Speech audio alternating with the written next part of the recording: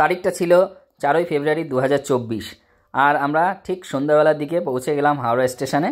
তোমরা দেখতেই পাচ্ছ এখন আছি হাওড়া স্টেশনে। আর এইদিকে আমাদের ট্রেন ঢুকে গেছে হাওড়া পুরী সুপারফাস্ট 12837 হাওড়া পুরী সুপারফাস্ট।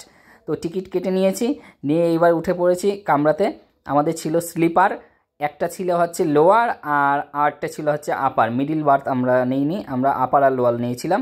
তো নিচে মানে লোয়ার বার্থে দিয়েছিলাম বৈশাখীকে, কেননা মাম্মামকে নিয়ে শোবে। আর আপার বার্থে ছিলাম আমি, কারণ আমার কাছে কিছু টাকা পয়সা থাকবে, ওর জন্য আমি আপার বার্থে গিয়েছি। আর লোয়ার বার্থে দেওয়ার কারণ হচ্ছে মাম্মাম ছোট, ওর জন্যে ওকে লোয়ার বার্থেই দিয়েছি। তো সময় অনুযায়ী আমাদের সঠিক টাইমে একদম ট্রেন ছেড়েছে। আমাদের ট্রেন ছেড়ে দিল এখন হাওড়া থেকে। আর আমি রেডি হয়ে গেলাম ভিডিও করতে। তো বাথরুমের প্রথমে আমি দেখাচ্ছি যে কলটা, এখানে কলে জল আছে খুব ভালো। আর এইদিকে আমি যে বাথরুমটা দেখাচ্ছি এটা হচ্ছে ইন্ডিয়ান স্টাইল বাথরুম। তো এদিকে বাথরুমটা মোটামুটি পরিষ্কার ছিল, তেমন ভালো না। আর এদিকে একটা লাইট আছে। বাইরের ডান দিকে ছিল মুখ ধোয়ার জন্য একটা বেসিন টাইপের, আর বাঁ দিকে ছিল তোমাদের হচ্ছে এখানে ময়লা টয়লা ফেলার জন্য। তো আমাদের ট্রেন কিন্তু একদম তার গতি নিয়ে ধাই ধাই করে ছুটছে।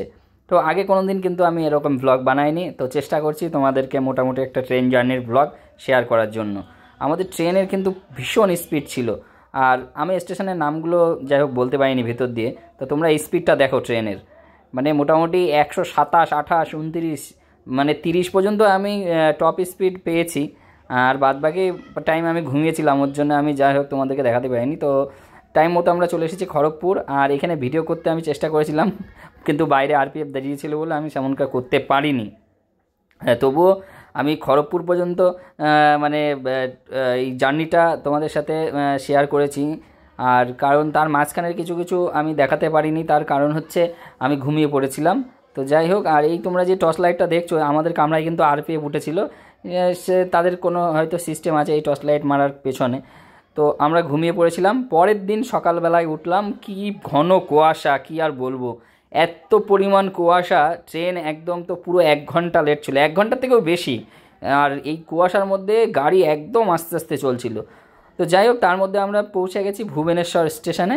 ভুবনেশ্বর স্টেশনের এই দিকটা কিন্তু একটু গরম গরম ছিল, মানে আমাদের এদিকে যতটা ঠান্ডা, আর যত আমি পুরীর দিকে যাচ্ছি ততই বাড়ছে গরম।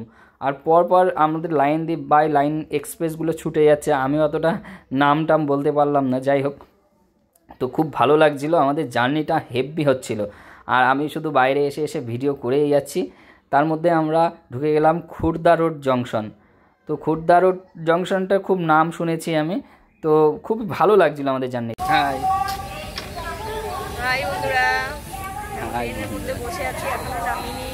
সারা দিনে ঘুমাই টুমাই নিয়ে এখন চলে এসেছি আমরা খুর্দা রোড।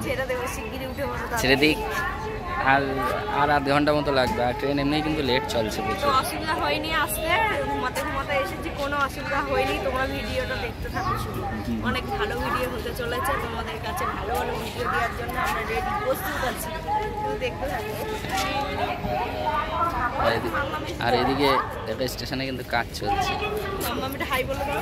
মামা বলে আমি শ্রেয়া।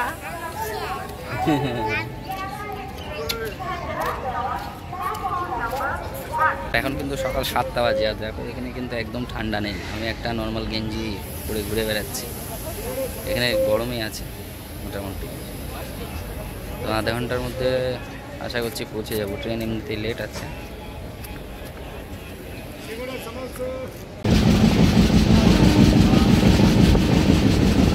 চিকলি, এই জায়গার নাম মনে হয় চিকলি। চিকলিতে ঢুকছে,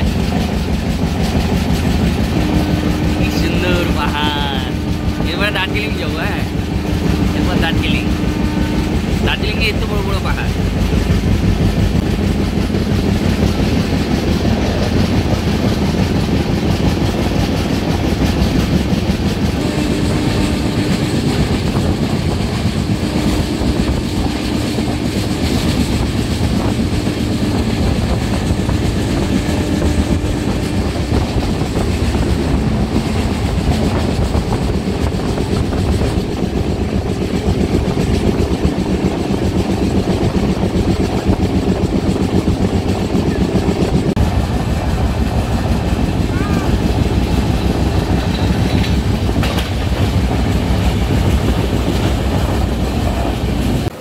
সারাটা জার্নি করার পরে চলে আসলাম পুরী। আর পুরীতে অলরেডি 8:47, তার মানে মোটামুটি ধরো 7:10-15 দেওয়া কথা, ধরো 1 ঘন্টার বেশি লেট হয়ে গেছে।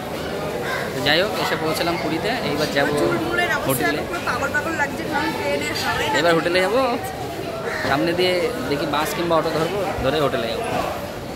তো ভিডিওটা এখানে শেষ করছি। কেমন লাগলো কমেন্টে জানিও, ভালো লাগলে একটা লাইক করে দিও।